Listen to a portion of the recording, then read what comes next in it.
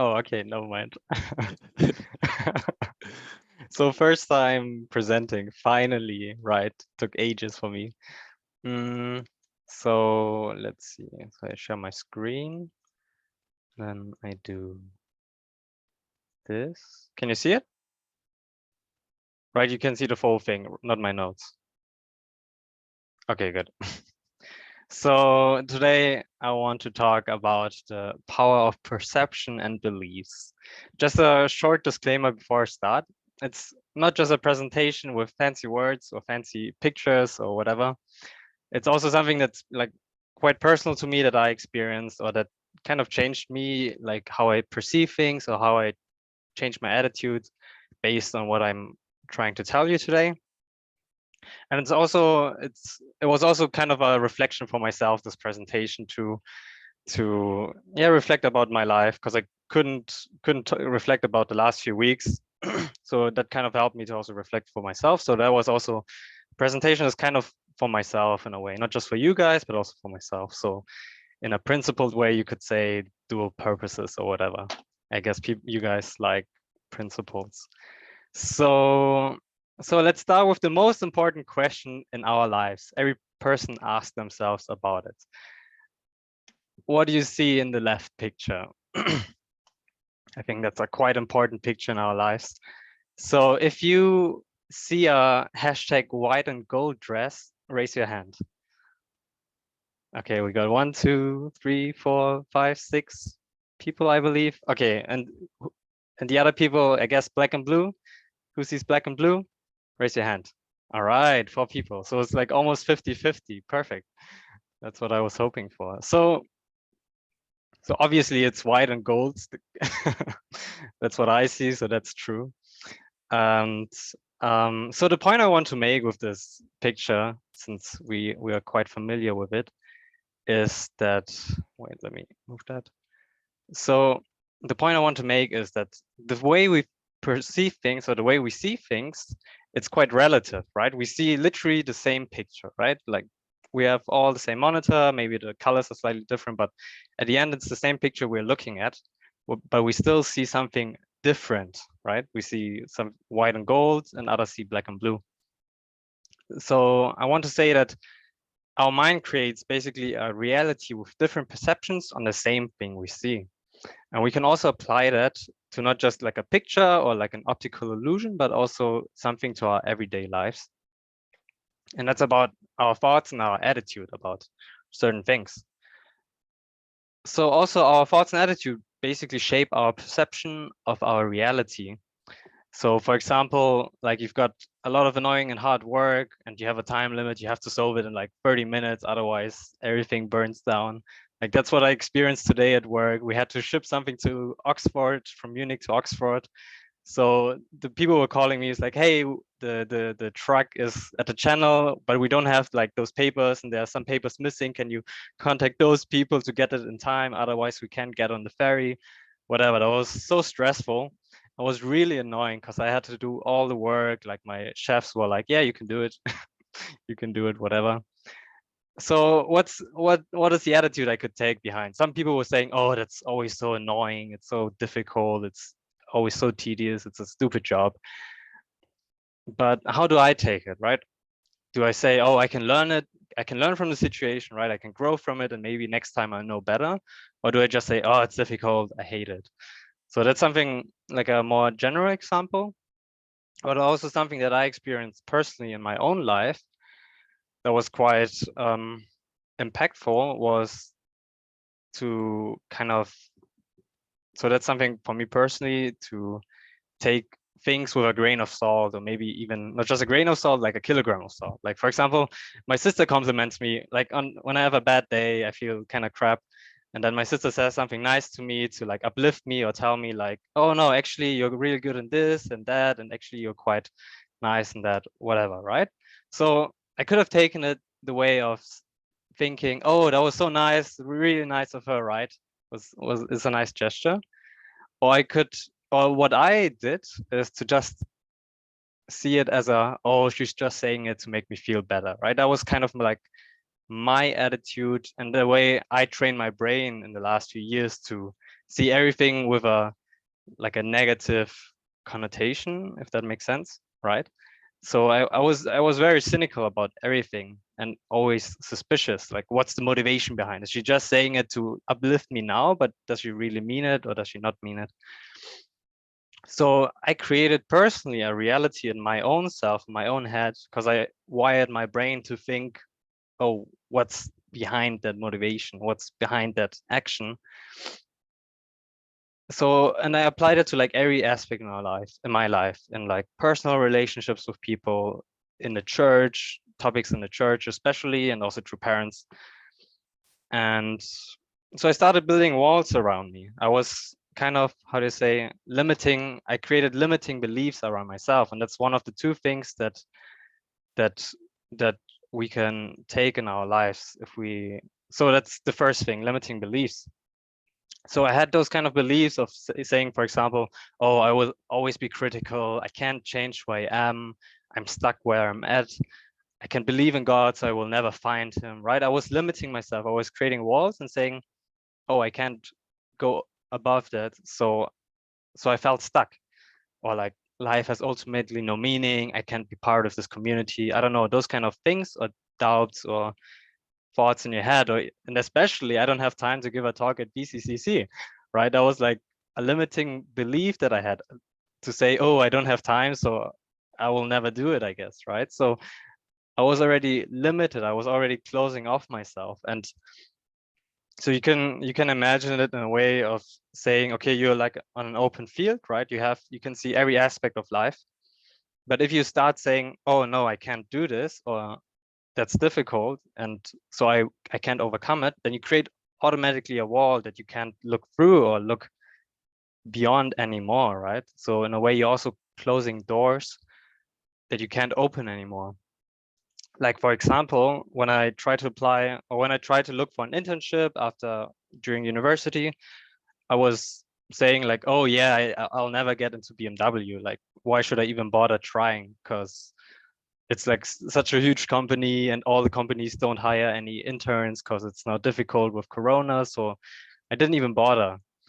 So I said, yeah, I can't do it. So I didn't even try to apply. But my dad was like, yeah, just try. Why shouldn't, right? So I closed the door already before even trying. And then I tried, actually. I was, okay, whatever. What can I lose, right? So, and then I got it, basically. So if I would have just believed in my limiting beliefs, then I would have never been there where I am right now.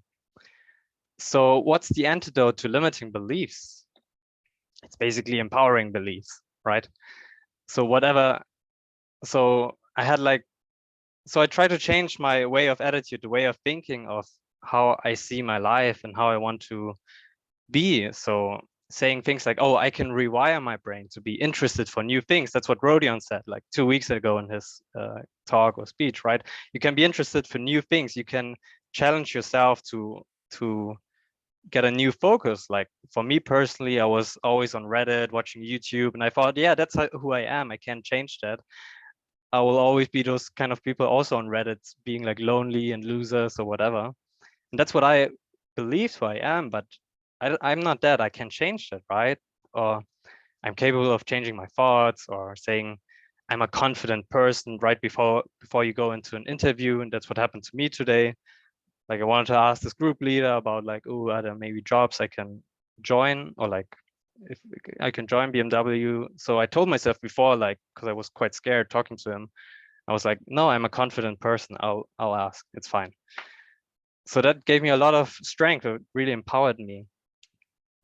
Or saying like, oh, like, even though I don't understand God yet, or before I said I don't believe in him or in whatever, I can still figure it out, right? I leave the door open to keep the possibilities open for the future. Or even saying, oh, I have time to give a talk at BCCC, right? That's one of the goals I set at the beginning of the year that I wanted to do. And finally, I'm doing it. So whatever you believe, it's true, basically, right? Because you tell yourself, oh, I'm a confident person, and then you become that confident person without even initially feeling it, but saying it to yourself and believing in it. That's what gives you the power. So one concept that really helped me was from High Noon that I joined like last year. Currently I'm not, but that's what I learned. And that's kind of like a concept they have, is the so-called North Star goal. So the idea of, or the question of, who do I need to be to become that kind of person that I want to be in the future, right?